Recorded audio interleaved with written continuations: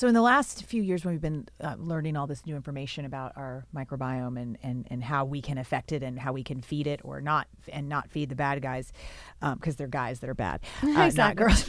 Of course. So many folks, I think it's just the human condition in general. If a little of something is good, then a lot of it's better. And so everybody seems to be kind of hopped up on lots of fermenting foods, fermented and fermenting, kefir and kombucha and sauerkraut. And what is your take on all of that? Do we load up on all these fermented foods, or we just have some of it? Or what's the deal there? Such a good question. Up until recently, I was like, I'm not a supplement person at all, but I was giving my patients probiotic-rich foods and prescribing a bunch of probiotic-rich foods and asking them to take probiotics. Well, recently, studies have come out that shown that the probiotic pills may not be helpful. Mm-hmm. In fact, they may be harmful. Like this study came out of Israel where they took several populations. I'm just going to simplify it so it's less boring, but what they would do is they took people and eradicated their bacteria, the gut microbiome, by using strong broad spectrum antibiotics. Then what they did, one group got probiotics and the other group didn't. And they, among the 4 groups, these are the 2 they compared. Guess what? The group that got probiotics had a delayed re-inoculation of the bacteria. The group that the group that just ate, they just naturally started repopulating faster. Correct. So the probiotic group actually didn't repopulate very well at all. So my theory, this is my theory only, I think that perhaps when you take 2-3 strains of bacteria and try to repopulate the gut, it's not a well-balanced ecosystem they're living in. So if you're trying to just take 3 strains and try to repopulate, it just doesn't work that way. So whether it's not well balanced, or perhaps these probiotics are competing with our resident probiotics, this is something that needs to be evaluated. But for now, I've stopped recommending probiotics to my patients unless they have all sorts of colitis. Probiotic pills. Mm-hmm. Then even the ones that say trillions of in each pill and different strains. Even those. Interesting. But all the fermented foods, the way I understand it, that's a form of a prebiotic. So how do we feel about prebiotics, and how do we feel about these fermented foods? Well, prebiotics, basically prebiotic-rich foods are mostly fiber-rich, fiber, but fermented foods will also have a little bit of these probiotics.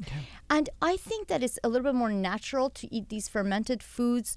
The thing is, the science is missing, and I think most of us are pretty much talking out of our butts a little bit here, because the science is missing. If you look for scientific papers, it's non-existent. So on fermented foods. Exactly. There's very limited data, and a lot of it is opinion. So you have to take it with a grain of salt. But I mean, are they harmful? I've never seen a study where probiotic-rich foods are harmful.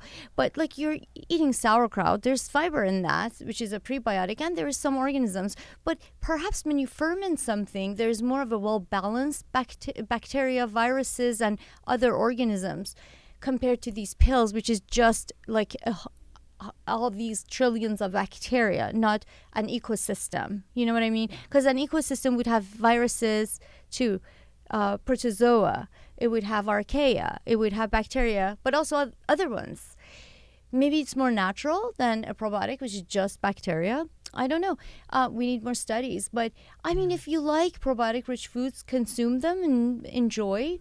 But I would say I wouldn't overdose on it just because I don't think that they have those crazy health benefits. What's important is the diversity of plants. How many different types of different colors of food, different fibers, different. What that does is it expands different types of organisms. So the more diverse your food is, the more diversity your gut microbiome has. In fact, I would challenge some of these vegans who eat 3 things a day. It's better if you're eating non-vegan, if you're eating a ton of vegetables, you will have more diversity than if you're a vegan who's restricted to eating three things a day. Because there's a lot of restrictive people, restrict themselves. And, you know, that comes from the fact that some people have a little bit of bloating, a little bit of gas, and they're like, oh, I'm just not going to eat that anymore. So they keep eliminating and eliminating and eliminating. And then I get patients who are eating like 4 things. So what they need to do is eat things that might disagree, but how do you adjust?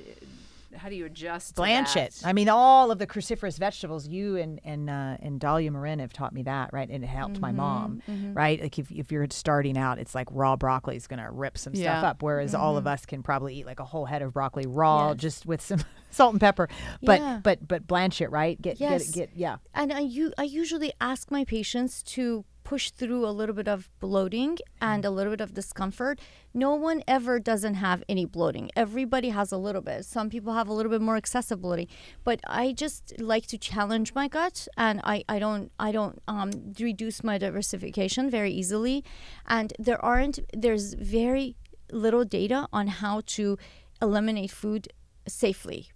You know, we know that there's this popularized FODMAP diet, which teaches people to stop eating fermentable fibers because they cause bloating. And we know that it's definitely a bad idea in the long term. We know that it could lower your diversity, and it could lower the population of the good, healthy bacteria in your gut. So, you know, anytime you try to avoid fiber-rich foods, you're actually making your gut unhealthy. So yeah, it's tough because some people have gas and bloating, and it's very difficult to discern what food exactly caused it. And so I have people blame beans all the time, but then, you know, you ask them, what did you eat? They had a bean salad. Well, it could have been the tomatoes. But unfortunately, people tend to when they eat, they tend to pick one thing in that bowl and blame that. But one thing I can tell you is a lot of times you have to push through a little bit of bloating and gas and discomfort. You have to challenge your gut rather than just stop eating everything. So like get comfortable being a little bit uncomfortable sometimes as you challenge. And another thing that I've learned from you and Dahlia is that the beans themselves, it's such a great point that you bring up, is so many people lean into, just because they're popular, black beans or kidney beans, which are like the hardest beans. So get some navy beans, get some garbanzo beans, get some lentils, start there. Don't start with black. And you can soak them and even double soak them, right? So the more you soak them, the easier they are. And then, of course, with beans, you'd cook them, but if you cook your vegetables, that makes them easier to digest. So that would be the first step instead of starting to eat salads all the time, raw salads. But raw foods tend to be a little bit more difficult to digest. So start cooked